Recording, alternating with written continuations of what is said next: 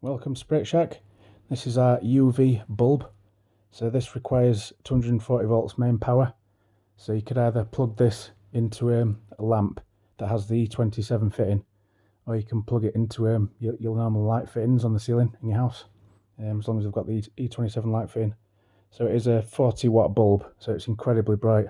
So if you're wanting to film in ultraviolet in your home, getting one of these is far better than getting a UV torch or getting a UV floodlight that sort of fits on your camera. I mean, this will fill a room.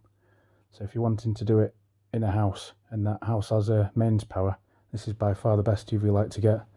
So yeah, they're quite popular for that reason. So basically, spirits appear more often in ultraviolet and infrared light. So with the use of this and a full spectrum camera, you will pick more up shadow figures and mists and things. So you would need this as well as a full spectrum camera to get the full benefit from it. If you're interested in one of these, I'll leave a link in the video description, and thanks for watching.